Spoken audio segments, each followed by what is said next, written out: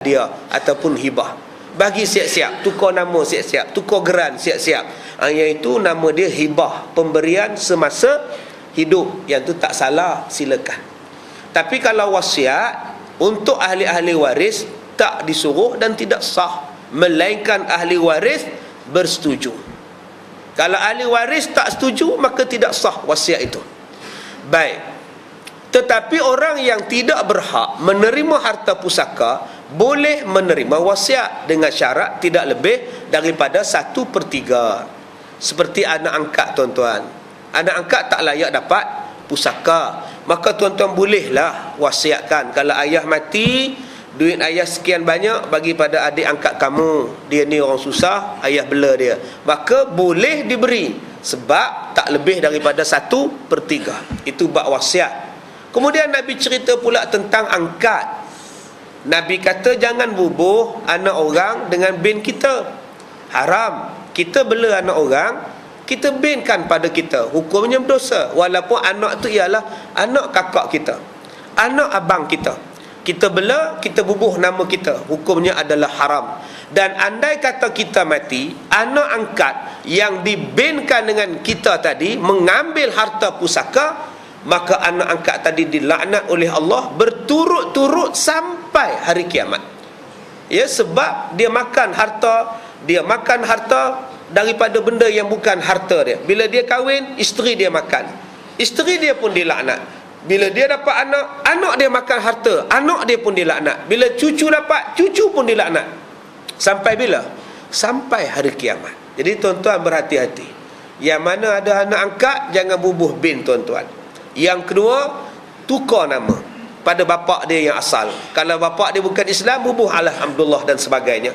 Yang ketiga, tolong pastikan bahawa dia tidak mendapat harta pusaka, melainkan kalau ahli-ahli waris bersetuju nak bagi pada dia, silakan dapat. Kamu atas belas ihsan kami bagi harta, silakan, boleh. Kalau tuan-tuan nak bagi juga pada anak angkat, tolong wasiatkan tak lebih daripada 1/3.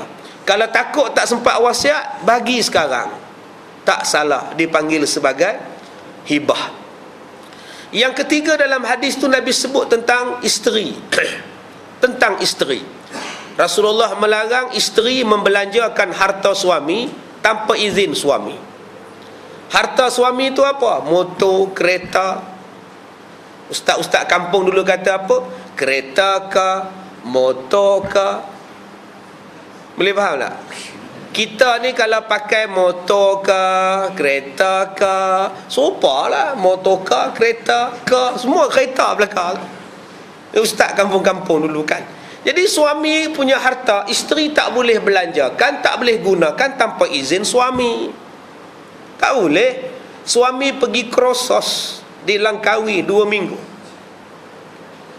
Suami kata, "Pak, jangan guna kereta ni dan jangan bagi pinjam kereta ni." Suami tak bagi. Datang adik si isteri, "Kakak, pinjam je kereta Abang Mat. Nak pergi Putrajaya, ada pertunjukan belon."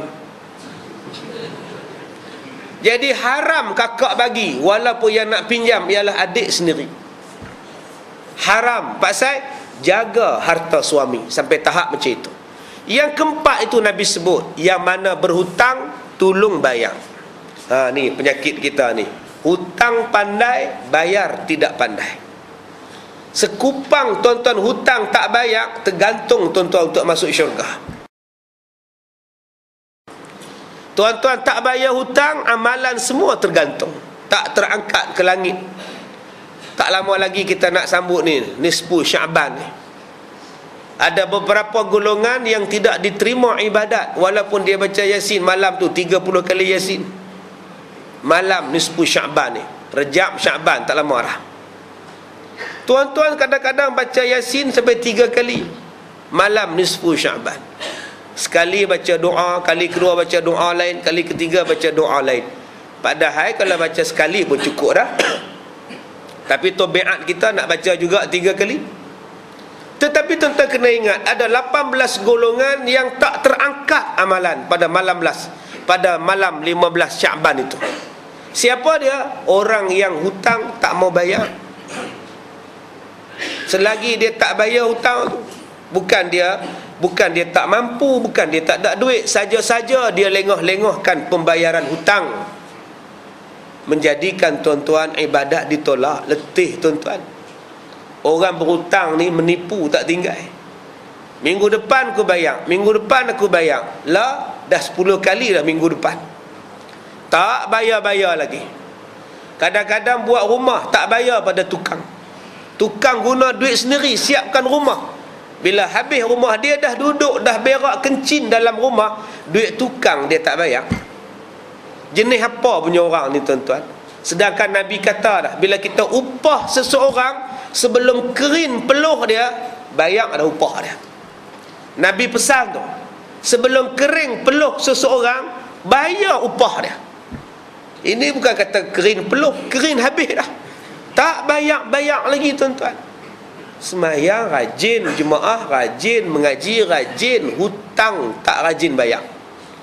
Dia hutang sana, dia hutang sini, dia tutup sana, dia gali lubang sini. Ni kita duk baca ni tuan-tuan, orang yang macam ini tidak diterima ibadatnya. Berjaga-jaga. Yang kelima disebut di situ dalam hadis tu, orang yang menjamin. Orang yang menjamin orang lain berhutang. Kalau dia tak bayar hutang, penjamin kena bayar hutang. Ini Nabi pesan. Kita jamin satu budak hutang, budak tu tak bayar, kita kena bayar hutang budak tu. Ini hukum menjadi penjamin. Baik, kita sambung. Wasyuribatil khumur, dan banyak orang meminum arak. Lah ada pula bir tak mabuk pula. Nah, apa ishtaq apa nama? Ya, ishtaq, bir tak mabuk. Udah bir tak mabuk pula. Kalau dah tak mabuk, yang kata ibu nama bir pasal apa? Buk ishtaq sudah lah. Yang kata ibu nama bir tak mabuk pasal apa? Bir tidak mabuk, bir halal. Yang kata ibu bir tu pasal apa? Faham pada kita semua, bir tu semua haram. Faham pada kita, bir tu nama arak, jenama arak. Faham orang bir ni haram lah. Serupa dengan babi lah. Ada babi halal, babi halal? Tak ada. Serupalah dengan bir. Tak usahlah guna nama bir, bubuhlah nama minuman ishtaq. Sudahlah. Minuman macam ni, minuman apple, Zappel, tak apa, semua orang tahu. Yang kita gatai bubuh nama bir pasal apa? Nak cari glamour. Ini kena tarik balik bir halal tu. Ya, orang tak mau tu. Balik pada asal balik, buh nama ishtaq sudah. Tak usah dulu bubuh nama lain. Ya, buhlah nama apa nama, jangan menggunakan nama-nama yang haram ataupun yang menjurus ke arah yang haram. Baik, sesungguhnya apakala banyak jadi orang minum arak, maka ialah satu daripada tanda mustahak diturunkan azab Allah. JKF 3435, lampu kereta tak padam. JKF 3435, tolong padam lampu kereta. Baik, kemudian maka di sini telah ditanyakan orang, adakah minum arak itu dari belum Islam sampai kemudian sampai zahir Islam telah ada orang yang minumnya, maka betapa pula mustahak turun bala. Dia kata, ustaz, orang minum arak ni ustaz, zaman dulu dah ada dah ustaz. Zaman dulu dah ada. Bukan zaman sekarang je. Kapal Titanic yang tenggelam tu pun orang jumpa arak dalam dia masih elok lagi, dalam botol-botol dia. Malah kapal-kapal yang tenggelam dalam Selat Melaka, yang tenggelam dalam Laut Cina, ada botol-botol arak yang boleh diminum lagi. Jadi daripada dulu ustaz, macam mana yang kata turun bala tu? Maknanya turun bala ni sentiasa turun bala ke ustaz? Baik, jawapannya, bermula yang dimaksudkan di sini ialah terjadinya banyak meminumnya dan berkembang ia di merata-rata ceruk. Ya, pada tahun dulu-dulu orang minum arak, tapi orang tak pernah minum di kapal terbang. Sekarang orang minum berselerak di kapal terbang. Dulu orang minum menyorok-nyorok arak. Sekarang orang minum tutup jalan, letak meja di kaki lima, letak meja kerusi di kaki lima, pakat duk minum arak. Dulu puak-puak Cina minum arak.